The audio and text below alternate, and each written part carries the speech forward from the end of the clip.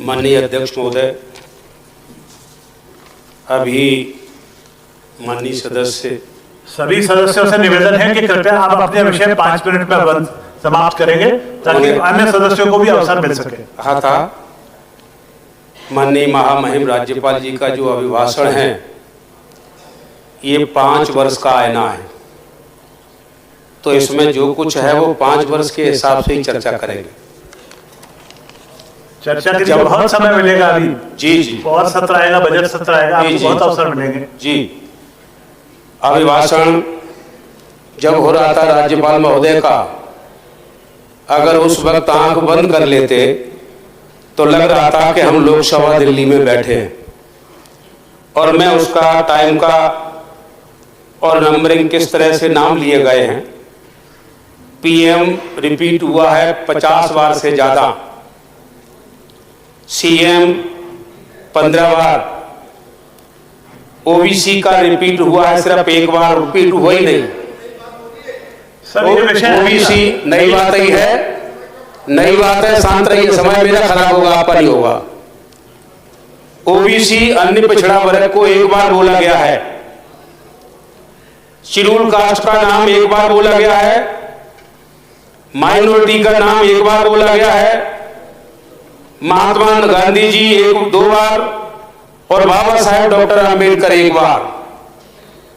Baba Saheb doctor Ambedkar की चर्चा यहाँ कई बार हो चुकी, हमने फोटो लगाए, हमने चित्र लगाए। बाबा साहेब आम्बेडकर के फोटो के साथ साथ संविधान को भी देख लीजिए, उनके हाथ में लिखा हुआ है।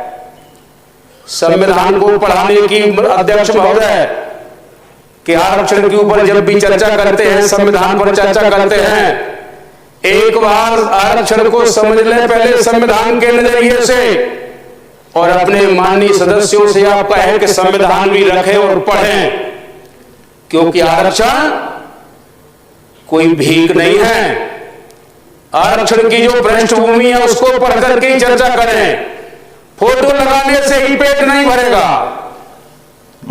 आरक्षण विषयांतर कर रहे हैं, विषय ही है ये, मैं उसी के अंदर बोल रहा हूं। ओबीसी बाबा साहेब अम्बेडकर ने संविधान में लिखा, भारतीय संविधान भाग 16 अनुच्छेद 340 और अन्य, इसमें माननीय राहुल जी ने खुद कहा कि जिसकी जितनी संख्या भारी उसकी उतनी हिस्सेदारी होनी चाहिए, लेकिन यह हिस्सेदारी छोड़िए, नाम भी नहीं लिया जा रहा। तो बाबा साहेब अम्बेडकर जब कह गए तो भले ही महामहिम राज्यपाल ना भी कहें तो भी हम हक अपना लेकर रहेंगे, और हम आपको बताना चाहते यही नहीं है। इसके आगे मैं रिपीट नहीं करना चाहता हूं, लाडली लक्ष्मी योजना का रिपीट नहीं, नाम ही नहीं लिया। एक बड़ा विषय है जो किसानों के लिए सरदर्द बना हुआ है, वो है आवारा पशु। आवारा पशुओं के बारे में नहीं कहा गया, गाय को इन्होंने कहा है, लेकिन मैं आज कहना चाहता हूं गाय पूरी तरह से आवारा पशु बना दी है सरकार ने। माननीय कमलनाथ जी ने गौशाला बनाई थी, इस सरकार के माननीय महामहिम राज्यपाल महोदय के अभिभाषण में गौशाला का नाम नहीं है। और गौशाला जब नहीं होगी तो गाय आवारा पशु बन गई, और आवारा पशु होने के कारण गौशाला में गाय नहीं रहती है, रोड पर लेटती है। जब ड्राइवर आता है शराब पी करके उसको कुचल के चला जाता है। ये भी माननीय अध्यक्ष महोदय हिसाब लगाइए, मध्य प्रदेश में एक दिन में कितनी गायों का कत्ल हो रहा है, रोड पर कितनी गाय मारी जा रही हैं, इसको भी आप थोड़ा सा काउंट कराइए। लाखों गाय रोज मारी जा रही है, और किसके कारण मारी जा रही हैं? इसी भारतीय जनता पार्टी की सरकार के कारण। और मैं आपसे कहना चाहूंगा यही नहीं है, ध्वनि विस्तार के अंत पर रोक के हम पक्षधर हैं। मैं ये कहूंगा क्योंकि ध्वनि प्रदूषण पर रोक लगनी चाहिए, लेकिन सरकार का जो अंदाज है, सरकार की जो नीति है, वो प्रदूषण पर रोक ही नहीं है, वो मुसलमानों की मस्जिद का प्रदूषण दिखाई दे रहा है उन्हें, और कोई दिखाई नहीं देता है। यही नहीं, और मैं आपसे कहना चाहूंगा मांस मछली बेचने के लिए प्रतिबंध लगा दिया है, और प्रतिबंध कैसा लगाया है कि रोडों पर नहीं बेचेंगे। क्या अध्यक्ष महोदय सरकार ने उनको दुकानें दे दी थी क्या? अगर मांस मछली बेचने वालों को दुकानें दे दी होती और फिर वो रोड पर अगर वो उस तरह से बेचते तो आप ना सिर्फ बंद कराते बल्कि कार्रवाई भी कराते कि हमने दुकानें दी और दुकानों में ये नहीं बेच रहे हैं। और मैं आपसे कहना चाहूंगा, ये मांस मछली बेचने वाले कोई और नहीं, सरकार ने सोचा ये मुसलमान होंगे, नहीं, भोई और मछुआरों के पेट पर लात मार दी है। गरीब बेचता है अंडा, अंडे से 2 का काम चलता है। जो सुबह से भूखा है उसको 2 अंडे मिल जाए पूरे दिन का काम चल जाएगा, और बेचने वाले का भी काम चलता है।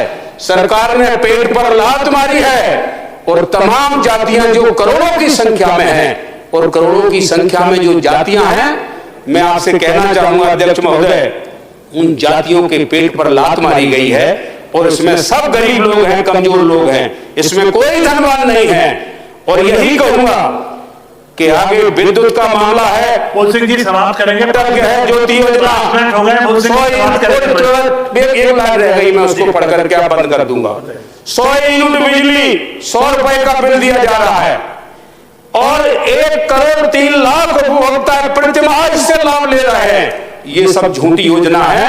और मैं आपसे कहना चाहूंगा, जो भाषण देने वाले हैं कि घर घर हम खुशहाली पहुंचाएंगे, SC ST और माइनॉरिटी, और मैं आपसे कहूंगा पिछड़ा वर्ग, इनके लिए इनकी जनसंख्या है इस देश में, संख्या में गिनना चाहता हूं 6743 जातियों के घरों में खुशहाली अगर आई है तो बाबा साहेब अम्बेडकर ने संविधान में आरक्षण नहीं दिया होता, न इनके चेहरों में चमक होती, न पेट में दाना होता। और उसी बाबा साहेब अम्बेडकर का नाम नहीं लिया गया है। मैं बाबा साहब का सम्मान करते हुए उनका नाम लेकर के बंद कर रहा हूं। जय भीम। धन्यवाद पुल सिंह जी।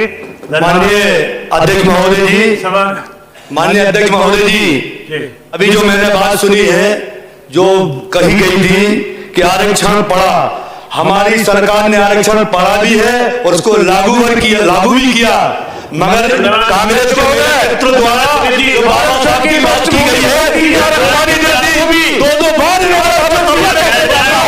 आरक्षण दिया कैसे जाता है, अध्यक्ष महोदय, आरक्षण की पृष्ठभूमि पूछिए, आरक्षण किसको दिया जाता है और क्यों दिया जाता है। सम्मानित सदस्य आशीष गोविंद शर्मा जी। धन्यवाद माननीय जी। मैं महामहिम राज्यपाल महोदय के प्रस्ताव पर कृतज्ञता ज्ञापित करता हूं।